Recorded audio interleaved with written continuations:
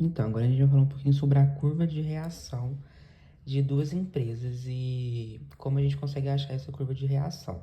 Primeiro, a gente vai dar esse exemplo, são duas empresas idênticas que elas se confrontam com uma curva de demanda linear.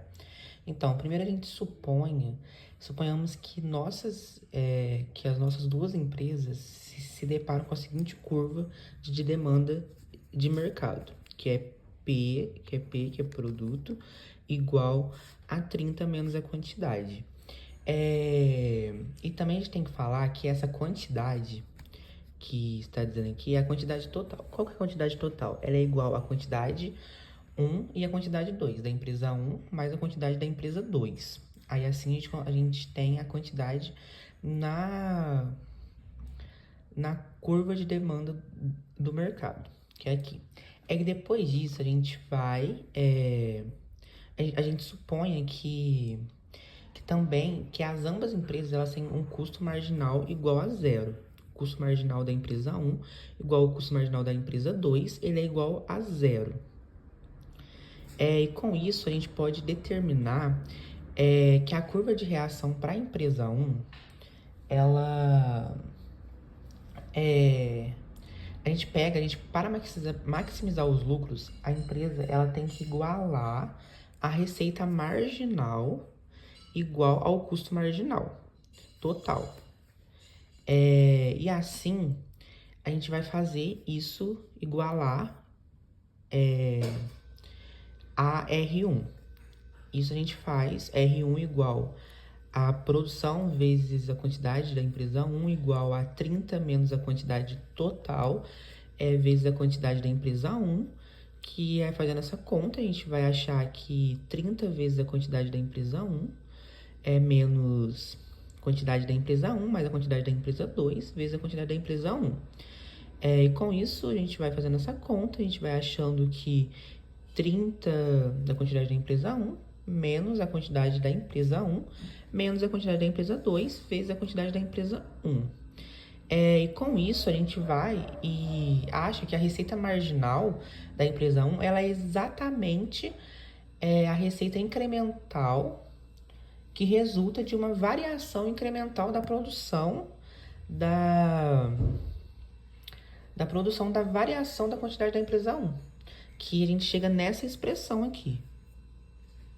A gente pode ver, a receita marginal da empresa um ela é igual à variação da receita da empresa um pela variação da quantidade da empresa um, que é igual a 30 menos duas vezes a quantidade da empresa um menos a quantidade da empresa 2.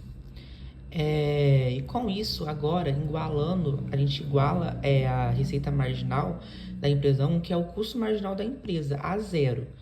E a gente resolve essa equação para encontrarmos o valor da quantidade da empresa um. Assim, a gente consegue achar a curva de reação da empresa um, que é o quê?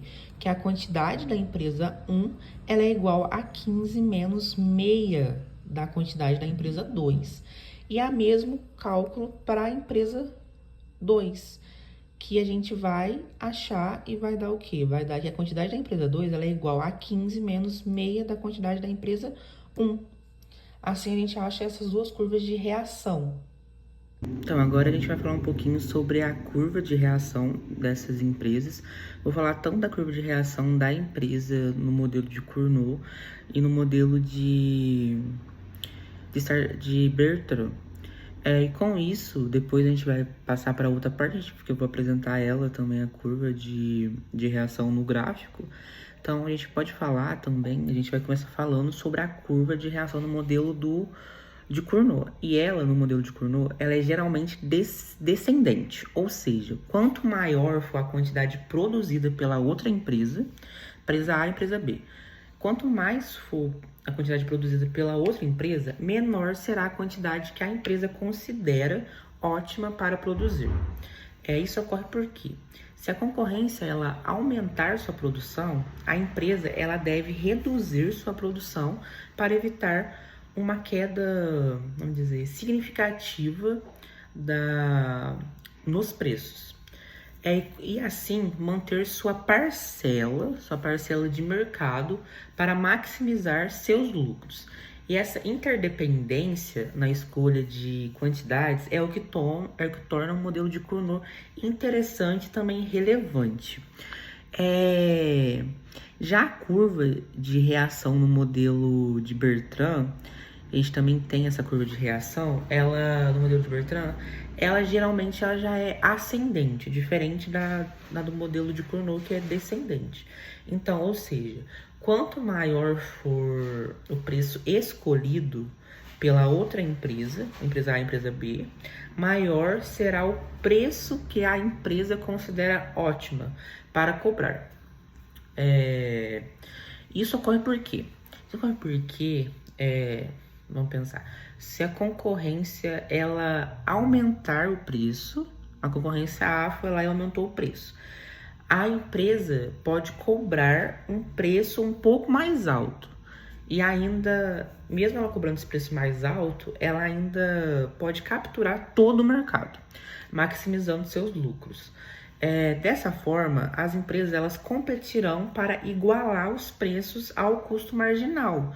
E os preços eles acabarão convergindo para o custo marginal no equilíbrio de Nash.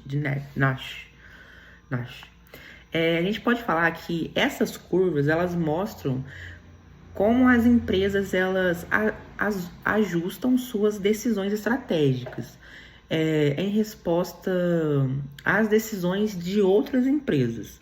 Isso levando em conta o comportamento, também a gente pode dizer, o comportamento e os interesses competitivos das outras. Essa interdependência entre uma empresa e outra, essa interdependência entre uma empresa e outra, ela é uma característica importante dos mercados oligopolísticos, a gente pode dizer. Influencia também, a gente pode falar que essas interdependência, ela influencia diretamente o equilíbrio do mercado e os resultados econômicos para as empresas envolvidas. Então, gente, aqui a gente vai falar um pouquinho sobre o gráfico aqui que está mostrando os equilíbrios competitivos, equilíbrio de Cournot e equilíbrio de coesão, e também a curva de reação da empresa 1, que é essa, e a curva de reação da empresa 2, que é essa. Como a gente pode perceber, a curva de reação da empresa 1, ela opera com a quantidade máxima de quantidade de Q2 e com a metade da quantidade de Q1. E tanto também na reação da empresa 2, também é assim, ela opera com a quantidade de Q1 máxima e a metade da quantidade de Q2. Com isso, eu vou falar um pouquinho de cada equilíbrio aqui, um pouquinho do que o que significa, e também falar o que acontece no gráfico. Vamos começar pelo equilíbrio competitivo. Então, o equilíbrio competitivo, ele ocorre em um mercado quando todas as empresas elas maximizam os seus lucros e não têm incentivos para mudar suas decisões estratégicas, dadas essas decisões das outras empresas. E nesse cenário, as empresas elas competem de forma acirrada, ajustando seus preços ou quantidade para capturar o máximo de mercado possível. E o resultado, ele é uma situação em que, como a gente pode dizer, em que as empresas não conseguem obter lucros extraordinários. E o preço de mercado, ele é igual ao custo marginal de produção no equilíbrio competitivo. E no gráfico, o equilíbrio competitivo, ele é representado por um ponto aqui de interseção entre a curva a gente pode dizer, de oferta de mercado e a curva de demanda do mercado. E nesse ponto, a quantidade demandada ela é igual à quantidade oferecida e o preço ele é, como a gente pode dizer, o preço ele é igual ao custo marginal. Já o equilíbrio de Cournot, o equilíbrio de Cournot aqui, a gente pode falar que o equilíbrio de Cournot ele é um conceito específico do modelo competitivo em quantidades proposto em quantidades. Nesse modelo, as empresas elas escolhem a quantidade que desejam produzir antes de definir o preço, levando em conta a quantidade produzida pelas outras empresas. E no equilíbrio de Cournot, as empresas elas competem produzindo quantidades simultaneamente, assumindo que as outras empresas manterão suas quantidades constantes. E no gráfico, o equilíbrio de Cournot, que está aqui, a gente pode dizer que o equilíbrio de Cournot ele é representado pela intersecção das curvas de reação das empresas, que são as curvas que mostram a quantidade, essas duas curvas, produzidas por cada empresa. E depende da quantidade produzida da outra também. O ponto de interseção é aquele que a quantidade ela é produzida pelas empresas, elas se igualam. E o preço de mercado ele é determinado pela demanda correspondente dessa quantidade. Agora já o equilíbrio de coalizão, como a gente pode notar ele aqui, o que significa esse equilíbrio de coalizão? O equilíbrio de coalizão, a gente pode falar que ele se refere a uma situação em que duas ou mais empresas elas formam uma coalizão ou cartel. E com isso, nesse caso, as empresas na coalizão elas coordenam suas decisões estratégicas, como quantidade, como a gente pode dizer, quantidade produzida ou preço definido. Para o quê? Para maximizar os seus lucros conjuntamente, de forma semelhante ao que ocorre em um oligopólio também. E no gráfico, o equilíbrio de coalizão, que ele está aqui, ele se soma a para formar... ele é representado pelo ponto em que as curvas de oferta das empresas elas se coalizam e se somam para formar uma oferta combinada que intersecta a curva de demanda de mercado. E nesse ponto a gente pode dizer que a quantidade produzida pela coalizão ela é maior do que a quantidade produzida pela empresa individualmente no equilíbrio competitivo. E o preço ele é maior que o preço de equilíbrio competitivo. No equilíbrio de Nash, acho que é assim mesmo que fala, ele é muito utilizado na teoria dos jogos, ele vem pela teoria dos jogos, e a gente pode falar que o equilíbrio de Nash ele é uma situação em um jogo onde cada jogador ele está escolhendo a melhor estratégia possível e considerando as escolhas, e no equilíbrio de Nash a gente considera as escolhas dos outros jogadores também. No equilíbrio de Nash, nenhum jogador ele tem incentivos também para mudar sua estratégia individualmente. Ele não consegue mudar sua estratégia individualmente. Pois qualquer mudança não melhoraria a sua posição naquele contexto de jogo específico. Então, o equilíbrio de Nash ele traz isso de forma mais explicativa, assim, mais fácil de entender. Ele considera as escolhas dos outros jogadores. Nenhum jogador tem incentivo de estratégia individual, pois qualquer mudança não melhoraria, não vai trazer mudanças para sua posição naquele contexto específico do jogo. Então, é basicamente isso o equilíbrio de Nash. Então, agora eu vou falar explicando um pouquinho sobre o modelo de Startalberg, depois falar o que o resultado dele traz pra gente, também falar um pouquinho sobre o preço e o lucro no modelo de Startalberg, que eu acho que era isso mesmo que a professora pediu a Laura, pelo que eu entendi no e-mail. Então, eu acho que é isso mesmo. Na abordagem do modelo de Startalberg, acho que é assim mesmo que fala, a empresa líder ela é a primeira a tomar uma decisão estratégica.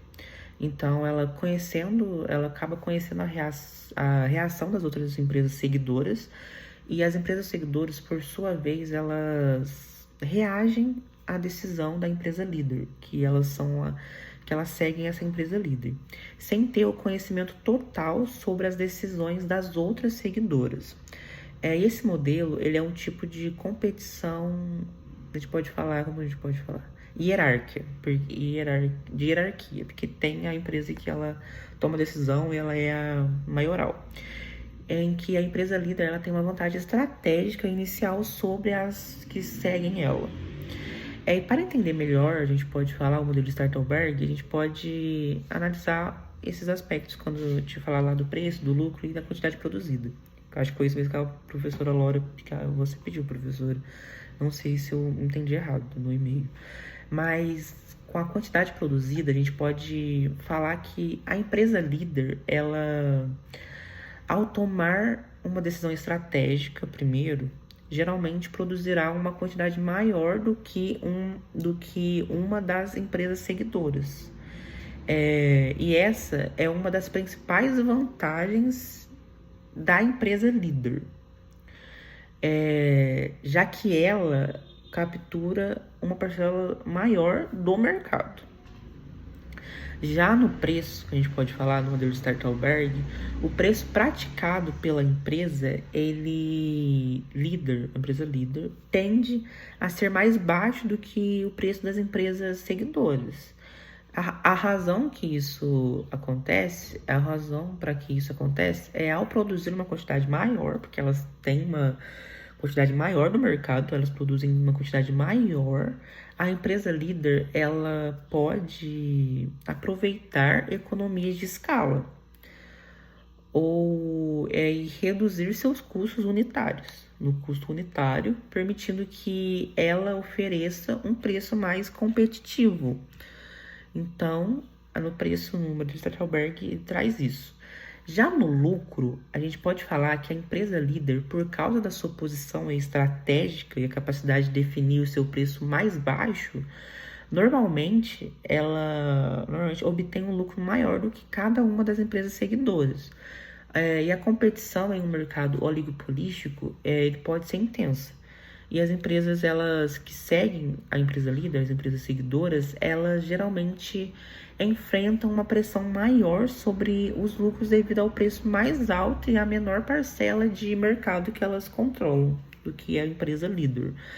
E, portanto, a gente pode falar que, já trazendo um resultado do modelo de Startalberg, ele mostra que a empresa líder, ela tende a ter uma vantagem competitiva significativa em relação às empresas seguidoras. E ela produz uma quantidade maior, oferece um preço mais baixo e, consequentemente, ela obtém maiores lucros. Também a gente pode falar, é importante falar, que ao notar os resultados, é importante notar, os resultados podem variar dependendo das condições específicas do mercado também. Também das reações das empresas seguidores e de outras estratégias do setor. Características, não estratégias, características do setor. E o modelo de Startalberg, ele é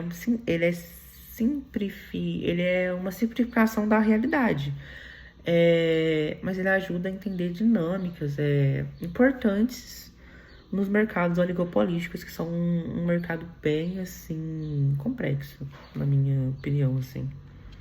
Agora, explicando um pouquinho do modelo, dos 3 parágrafos finais do modelo de Startalberg, eu tive que ler bastante, assim, para entender um pouco. Eu não estava entendendo muito bem, não sei se eu entendi bem o que esses 3 parágrafos estavam trazendo pra gente, mas eu entendi que eles meio que explicam a diferença entre os 2 modelos de competição em mercados oligopolísticos, o modelo de Cournot e o modelo de Bertrand. Na verdade, acho que eu falei errado, falei que era os 3 parágrafos de Startalberg, acho que eu falei Startalberg, mas é de Bertrand. Então, o modelo de Cournot, ele fala lá, e a gente pode ver que o modelo de Cournot, as empresas, elas competem escolhendo a quantidade de produto que desejam produzir antes de definir o preço. Cada empresa, ela assume que as outras manterão suas quantidades constantes e, com base nessas suposições, elas determinam qual quantidade maximiza seus lucros, levando em conta a reação do mercado. O modelo ele prevê as empresas produzem quantidades intermediárias, resultando em um preço de mercado que é maior do que o custo marginal de produção. E nesse cenário as empresas elas obtêm lucro.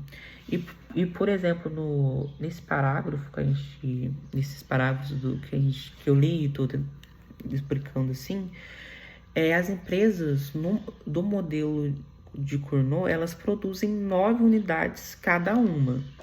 E o preço de mercado, ele é 12, eu acho que é essa unidade aqui de moeda, eu acho que é 12 dólares, né? Eu acho que é. Como o preço... $12. Como o preço ele é maior que o custo marginal, as empresas elas têm lucro. Então, eu entendi isso nesses parágrafos. Aí já também falando do modelo de Bertrand, lá que o parágrafo traz, no modelo de Bertrand a gente sabe que as empresas elas competem escolhendo o preço pelo qual elas venderão o produto, assumindo que a quantidade ela será ajustada para atender a demanda ao preço determinado. E nesse modelo, as empresas elas competem para atrair clientes através do preço. Então, elas competem pelo preço. E o preço ele é definido de acordo com o custo marginal de produção. E o modelo ele prevê que no equilíbrio de Nash, as empresas elas cobrem o mesmo preço e esse preço ele é igual ao custo marginal. E isso ele ocorre, a gente pode dizer que ele ocorre por quê? Se as empresas elas cobrassem um preço mais alto do que as outras, elas não conseguiriam vender nenhum produto. Pois os consumidores... a gente sabe, né, que tipo, uma empresa... Isso daí, tipo, na realidade mesmo. Se uma empresa ela cobra mais, a gente vai optar por uma empresa que cobra menos. Pois os consumidores eles compram dos concorrentes que abaixam esse preço. Então, portanto, essas empresas não têm incentivos para reduzir seus preços até que ele se iguala ao custo marginal. E no parágrafo, no final do Bertrand, que eu li e estou tentando explicar, as empresas no modelo de Bertrand, elas optam por cobrar um preço, a gente pode dizer, de $3. E ela cobrando esse preço de $3, ele é igual ao custo marginal. Aí, nesse cenário, as empresas elas não obtêm lucro. Por quê? Porque se elas cobram 3 e o custo para se produzir, o custo marginal, ele é 3 também, vai ser o custo de produção daquele produto que ela está vendendo. Então, ela tem um lucro zero. E qualquer tentativa de aumentar o preço resultaria na perda de todos os clientes para a concorrente.